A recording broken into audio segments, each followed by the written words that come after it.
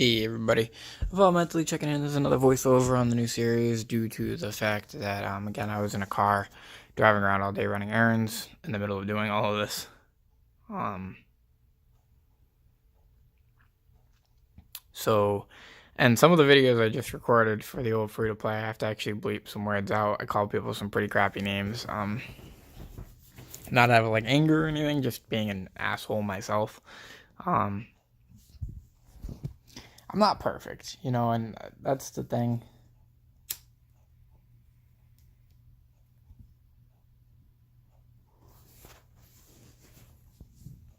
I'm not perfect. Nobody really is, so I don't aim to be. And I guess to some people, when I share my accomplishments, it comes off more as bragging, I guess, to them. But there's a lot of people it doesn't. So it speaks to the person. It really does. I know people want to say, no, you're cocky or you're this or whatever. I'm definitely confident, but only because I know if I put the hard work in, I'll get what I wanted to achieve.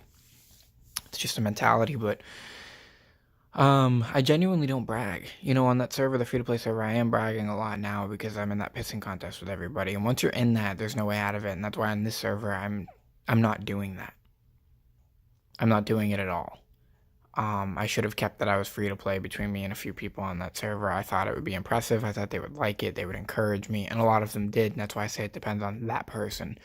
But there's certain toxic people who didn't. You know. All right, let's focus on the video, the strategy. So the point is, this is the first boss. If you're paying attention to this compared to my leech run, clearly I'm having a harder time on this than I did with the leech. And the reason being is because I picked Rufio. So I actually changed my mind about Avril and Avalon being my first heroes. And this is cool that I'm doing 3 runs. It gives you like 3 forms to perfect it kind of thing. So last run, the free-to-play, I picked Rufio and got Avril as a secondary. I actually think that was like my favorite one to start off boss-wise. And then I followed up with Avalon as my third hero on that account. This account, first off, I already have my third hero, which is significantly faster than the free to play, but or not my third hero, but the third start hero that you can get. There's not much to talk about with this boss fight. It's really just Avril freezing the troops coming in, trying to keep your troops alive. There was a little bit of strategy there with the ninjas using them to summon troops for them to attack instead of my troops. Minimize my losses, but I think I lose a lot of troops here. Yeah, it's early game. I didn't lose gold. That's all that mattered in my head. But point being, so yeah, I would actually, my next server, so this time I picked Avalon, got Avril. Next server, I'll be picking Rufio. Because I think if I pick Rufio, I have to rewatch the series, but if I pick Rufio, I'll get Avalon. And I think that's actually your best combo to start out with. Because Avril's damage you don't really necessarily need yet. Well, maybe not, because she would be the reason why you get perfects in your early game void stages. So again, that's hard, man. That's a tough one. I think Rufio and Avril really are the best 2 heroes to have right off the bat, because all you get out of Avalon is the army cap and the summons, and since you don't have Dragon Abyss yet anyways, it doesn't matter. I do, actually, yeah, I honestly think that the 2 best heroes really are Rufio and Avril, because Rufio gives you an early game tank, and that's what you're seeing in these early fights. Or these early boss fights, is that I can't actually do what I did with Rufio, minimize my troop losses by having Rufio tank the dragon, tank the boss. Or you haven't seen these videos yet because they haven't came out yet, but when they do, you're gonna see how I use Rufio to jump over the head of the dragon, turn the dragon completely around, and then even if he does kill Rufio, some of the dragons are strong enough later to kill him. Even if it does kill Rufio, I summon the skeleton boss behind it, so it turns all the way back around to hit Viren or whoever's there, and then turns around again to hit the skeleton gang. So it's a manipulation of the in-game tactics, really. But this is me trying to form some sort of truce with the Chinese. Truthfully, I don't trust them a whole lot, but I'm gonna give them a chance. I just found out today their name is Fight Dragons or Dragon Fight House because the athlete Chinese have been messaging me. I wish I knew the name of their house. That's what stinks about having the language barriers. We can't translate their names, the house names. So they have no idea that our house names has evolved. But we could put it in Chinese. We might do that. I'm trying really hard to finally form a server that has cross nationalities working together, because I honestly think the strongest team that would ever exist would be a team of that. It wouldn't be an all Chinese team. It wouldn't be an all American team. It wouldn't be an all Spanish team or an all Russian team. The strongest team would be a team made up of everybody, made up of a diverse pot of people, because we would be able to recruit more people. We'd be able to speak to more people. We'd be able to hide and manipulate our messages to fool the enemies, just in case they have spies. We would, and we would have a true unity. If we unified on something that was bigger than nationality, we would have a true unity. We'd be unifying for something that actually mattered. Um, so it would be interesting. And that's my goal, is to try to do it. That's been my goal since the beginning, too. I mean, even the very first server I played, it used to be before the Chinese got the game, because it got released a year after. In China, it was released in other countries a year earlier than China. They didn't get it until server 1000, which was 1 year later. The 1 year anniversary, they got the game. But before they came, it was still a nationality war, kind of. People were still all about like their nationality and stuff. And used it as a weapon, and I've always used it as a weapon, and I've never liked it. So since day one, I've been trying to make a group of people who are from all parts of the world, and I've done reasonably well. Actually, the only people we haven't retained are people that got bored over time. But we've had Vietnamese, we've had Frenchmen, we've had Russians, we've had everything, Chinese people. We've had everybody in our Discord and our group chats, because there's some people who just get it on a level that others don't. They're not ignorant. They're not childish or abusive or just stupid. And I can be abusive at times too. So that's why I have all of these people here supporting me, to check and balance me, to make sure that I don't become that way. I don't get pulled into fights or little petty arguments that end up losing us wars. Often, most of the wars we lose on the servers that I lead are due to petty arguments. We're usually the top kingdom, or we're usually one of the top kingdoms for the majority time on the server, until I crack. And once I crack and I fall apart, everything falls apart. And that's testament to a truly good leader, is that you fall just as quick as you rise, I guess. But it's awful. I don't like leading, though, and genuinely, I really don't. But there's a lot of people who just don't do the job the way it needs to be done, or the way I believe it needs to be done. And that's the control freak part of me. But genuinely, people don't make the right decisions. They don't make fair decisions. They're not just. Genuinely, they always try to find some sort of excuse to make their thoughts seem just. Whereas, like, when I'm making, so back in the day, when I would play, like, even a free server, or I would do positions based on necessity. So if you were a player that was lacking in honor, I would give you a position that would give you more honor. And I think it was bishop back then. It might still be bishop now. But that's the goal, is I would always try to do something that would benefit our kingdom the best, and I would explain it to people that way. And when it was time to be fair, I would be fair. Do you know what I mean? If I made deals, I would keep the deals. And that's usually why we got screwed, is I was too honest. And this server, we're not being, I'll be 100% honest with you, we're good with each other, because we came in as a squad. And some of the people we're recruiting, I can already tell, are going to stick by us. But we're not here to make allies this time. We're here to maybe have, like, no hit agreements, like have not like civil, we'll have civilness, but we're not here to help anybody. Because every time we get involved in people's shit, we get in trouble, or we end up the bad guys, or we end up on the shit end of the stick. We end up played. So we're not here to make strong allies, to be honest. The only allies we're going to make are people who can do for us what we do for them, because that's how it's always been. All these other servers, people have always tried to make allies with me and with our people, and it's always that necessity thing. It's what can you do for us kind of thing, and what can we do for you? And I don't like that. That's not allies. The same way that that's not friends. That's not housemates. You're not teammates if the only reason you're staying is because you want to benefit out of it. Do you know what I mean? And I spoke to someone earlier that's now on our team that made me really happy. He's on our team because he spends a significant amount of money.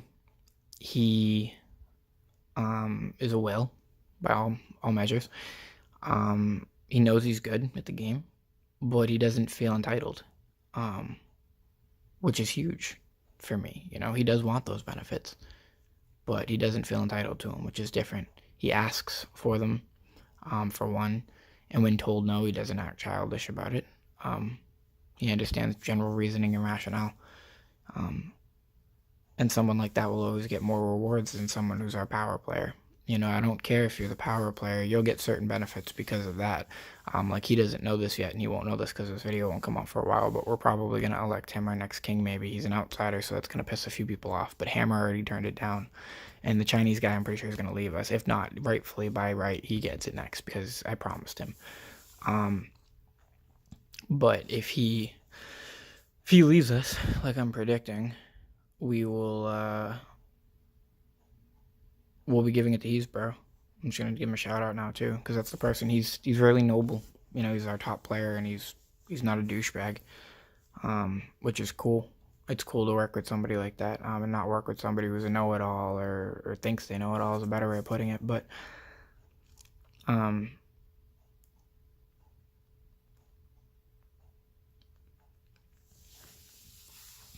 there's a lot to this game, and a lot of it's politically, and that's why I'm honestly gonna make a whole political section. I was thinking about it. I've been drawing out the notes for this, so all of my videos now have notes, even this pre-recorded video. I'm just doing bullets though, so it's just general things to go off of, general topics, general things to discuss. I'm realizing I discuss them a lot faster than I probably should, because I'm already out of topics, or maybe I just need more topics. I don't know. I'll figure it out. But then I also get caught off in side tangents too, which distract from the topics, but it doesn't matter.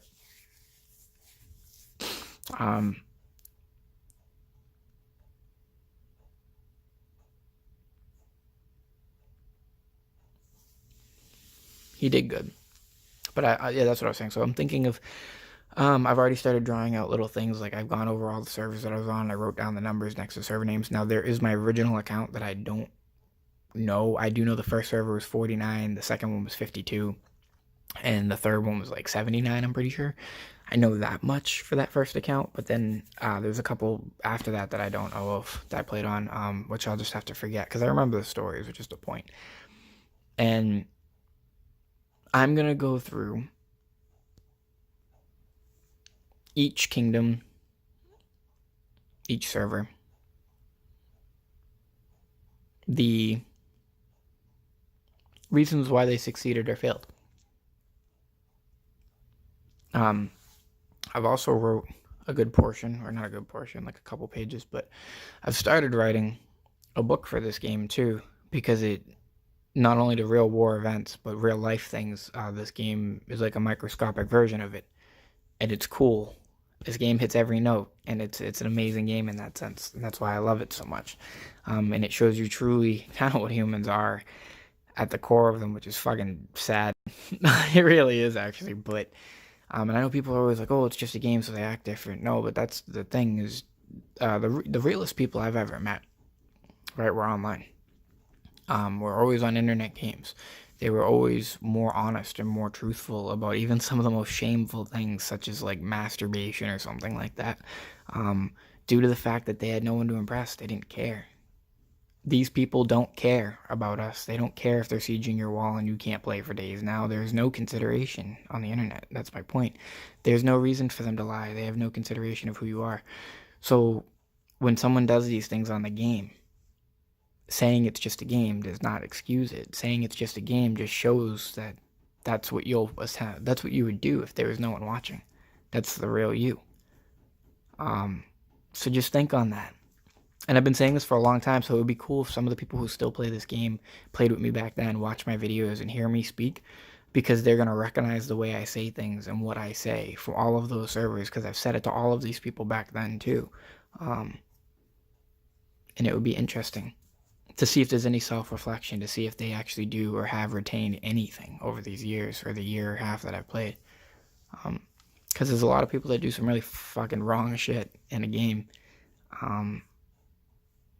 When you think about public alienation and mass alienation and how you lie or manipulate to achieve that, just remember that. If it's public alienation for the right reasons, fine. Hitler, he deserved to be alienated because he did a lot of wrong things.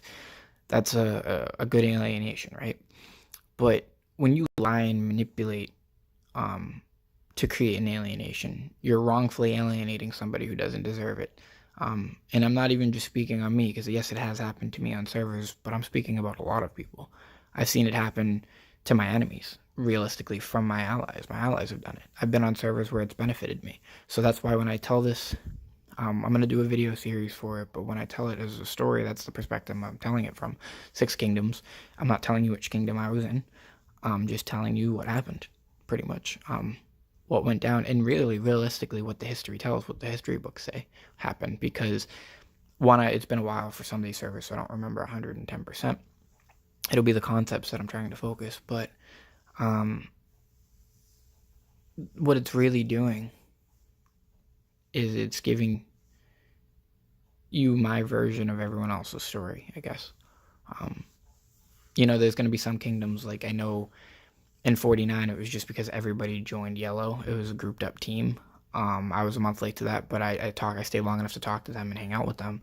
My first official server was 52, but they were grouped up teams. The first few servers were really chaotic, from what they told me, all the way up to like 10 to 20. Some of these kids were playing since server 1 that were on 49. They were grouped up, and like I said, they were chaotic. So what they ended up doing is they came up with the first plan. These are like the first teams, the first groups, and they started on 49. At least this group did. And they did relatively well, in yellow. They took over pretty quickly. Their only real enemies ended up being Skarn and Hyrule, I think. Everywhere else was pretty dead. They took over Athley the fastest because there was like no one there.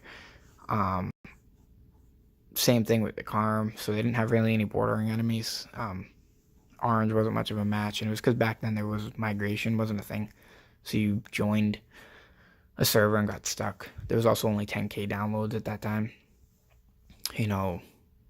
2-3k of those were early quits probably. The other 7k gets divided up between 50 servers. So actually, I don't know truthfully why it was such a low population, but the population started increasing on servers. We hit our maximum when the Chinese first released because you still had a lot of non-Chinese trying to compete. And then you had the swarm of the Chinese coming in too. So we had like thousands of people. You had small cities filling up with 100 people within like 2 hours of the server. That was probably the prime of the game. Was when they released it all the way across. But what they should have been doing this whole entire time, for the record, using a translator, I spoke about it already, is very important. Using a translator at all times to try to help people or communicate with your friends and allies, I think is huge. It's teaching you culture and language too, so keep evolving your mentality. But yeah, basically the political scheme in this game is massive, and that's part of politics. That's what I'm saying. So I'll have to do a whole political series using their language and their tongue as a part of manipulation. That sounds terrible, but it's manipulation in the sense that you're putting them at ease. You're making yourself seem more trustworthy. And it's not because I'm doing it intentionally. I'm not trying to wrong them or anything. It's me trying to bridge the gap between me and them. But if you know that's what you're trying to do, that's when it becomes manipulative, because you're doing it for that intent and that intent alone. So it's tough. It's all politics. And unfortunately, that's why I'm not playing nice anymore. Because if politics really do run these servers, and I'm seeing that I can show you. After I make this series, you're going to see that it's not the power that wins. It's not the numbers that win. It's the people who remain the longest. It's the same story every single time. It's the survivors. It's the people who will last. Because eventually people will join your kingdom if they think it's more active, or if they think it's friendlier, or if it's even just their last choice because they're being swamped. Sometimes making friends and lasting the longest is the best thing to do, and that's what I tried to do on my free-to-play server, but I got sabotaged by political bullshit. And for a while, I did really good at avoiding it by putting snarky remarks in the comments, or things like that, by putting little smiley faces or like rolled eye symbols, because it's up for interpretation. There's no way for him, or I'm not going to say him, but anyone in specific or non-specific, to retaliate to that or to pull you into an argument or a fight. There's no way for them to do anything with that. They have nothing to build off of with that. And that's why I did so good for so long.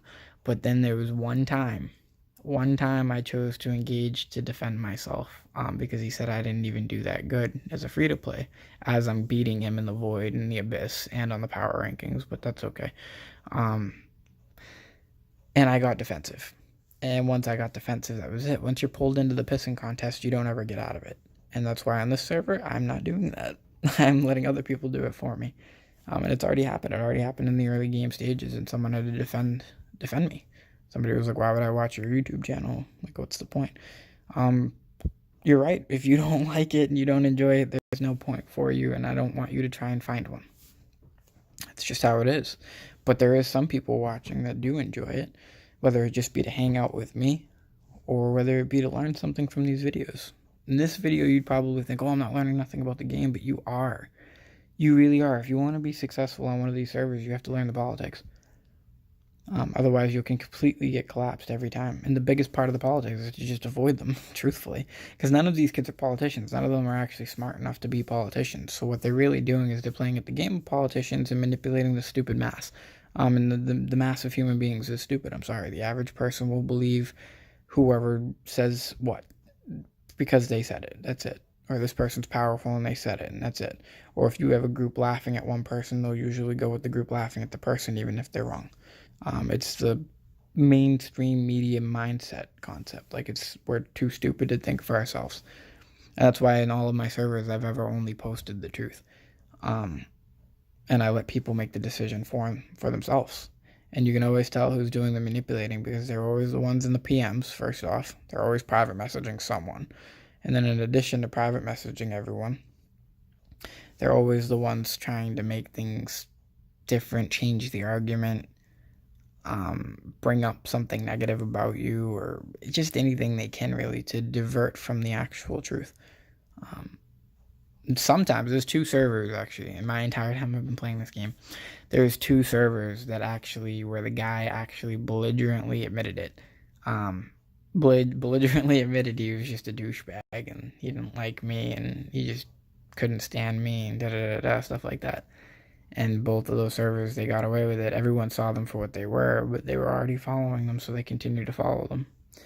So it didn't matter at that point. But there's two servers that happened on. One of them was an early server, like in the top hundreds, and then the other one's a recent server. Actually, it was like 5 months ago, 6 months ago. I start a lot of servers. I have the most fun in the beginning. I mean, technically, last server, someone admitted to it too, kind of. They were like, I knew you were fake, so I wanted to expose you. If you're presuming that I'm fake before you actually know it, and then you start baiting me and trying to hoax me into situations where I'll look fake, I wouldn't say that you accomplished your goal. One, if you're going to keep pushing somebody, eventually the bear is going to fucking wake up and attack you, you know what I mean? You don't poke sleeping bear. But he kind of admitted to it too. I mean, he blatantly said in World Chat, like, I was trying to do this. I was trying to expose you. So he flat out admitted it too, that he was being a scumbag and talking in people's ears about me and trying to bring me down. But it doesn't matter. And that's kind of the reality of it is like, don't get stuck in the pissing contest. That's my point.